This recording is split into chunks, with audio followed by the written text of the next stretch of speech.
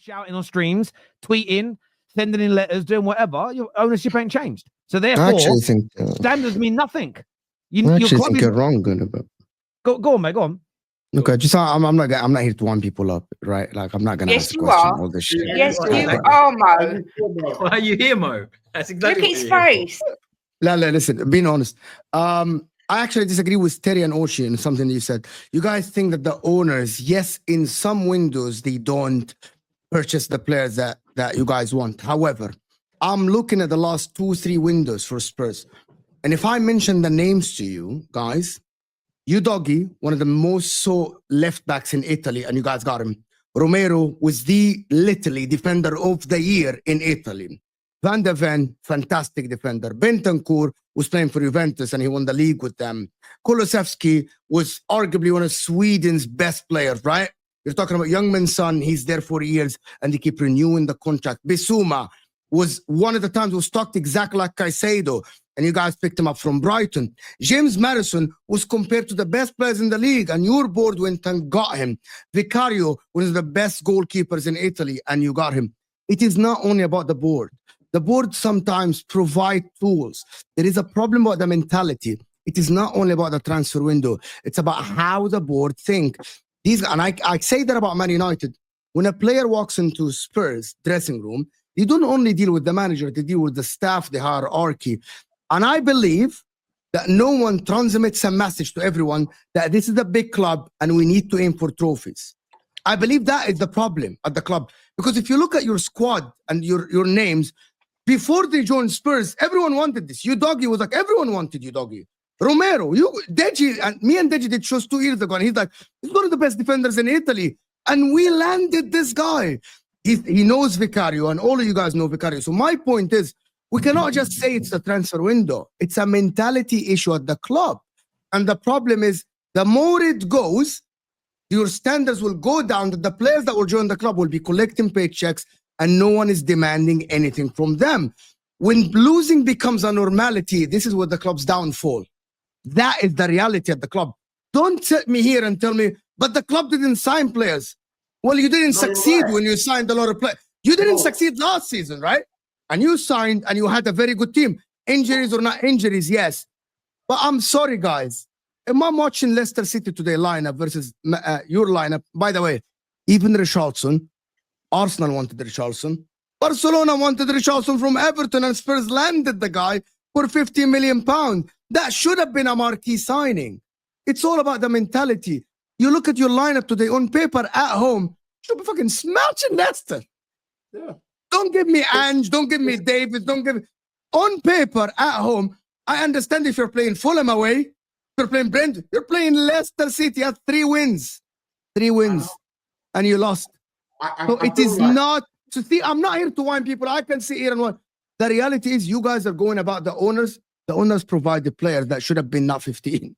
Same for Man United. It's not about the owners. It's not about the owners. There is a mentality issue at the club. Let the main event start. Say something right here. Because I've got to be honest. The owners have done what they should be. I told them in June 2023. He's backed the manager through a bad time. He's doing it right now. He's doing it right now because, like I said, the record says that this guy is losing more than he's winning. 13 losses in 20. I mean, that's sackable form. Worse than Pochettino, who, let's be honest, he went through a lot as Tottenham manager. Even though I didn't even like Mourinho or Conte, especially Mourinho, his team Mourinho, he had Eric Dyer, Virgil van Dijk. Sorry, I had to run off.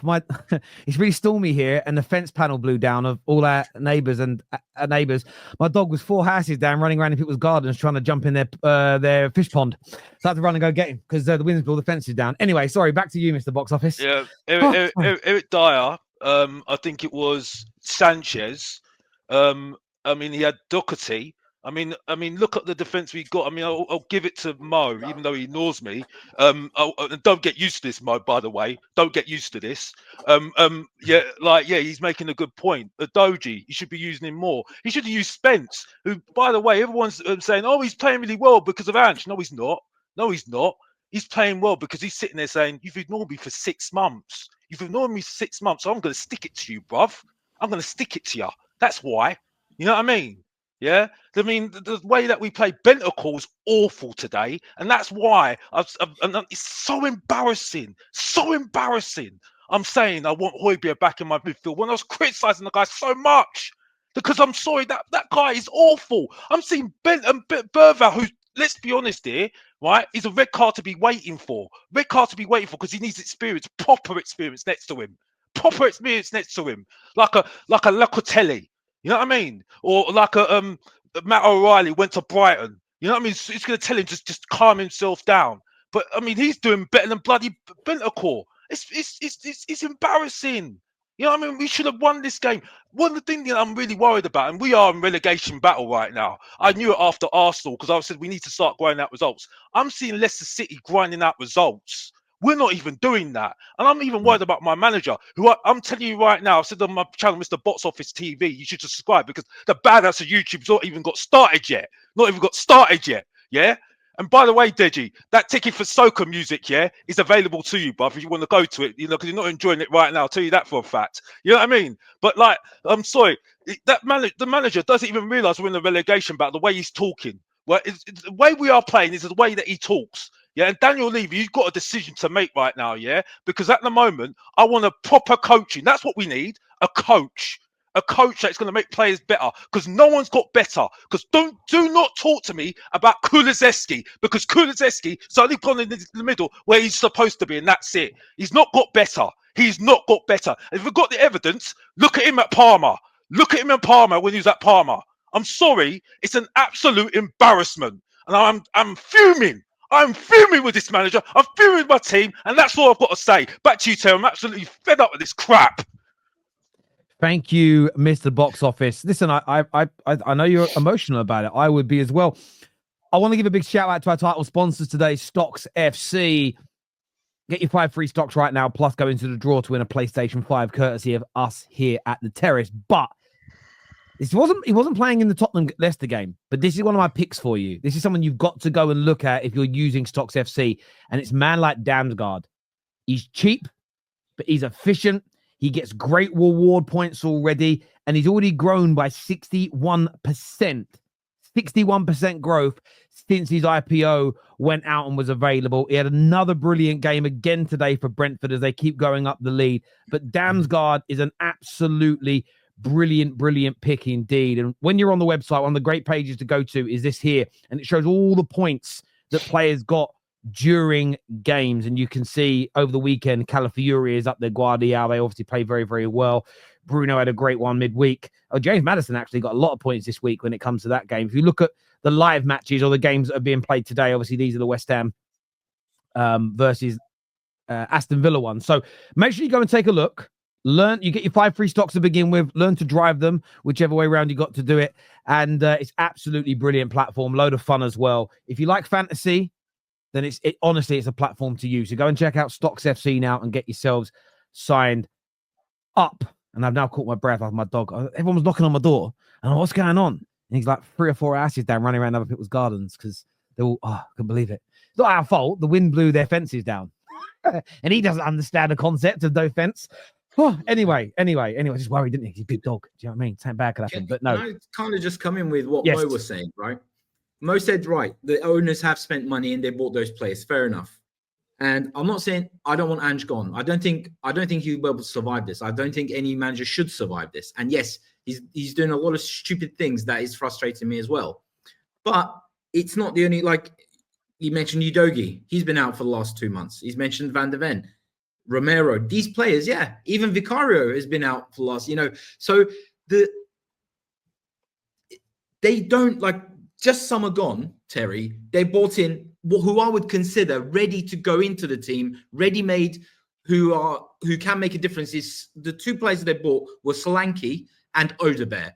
Odegaard got injured all the way back in September, and we haven't seen him since.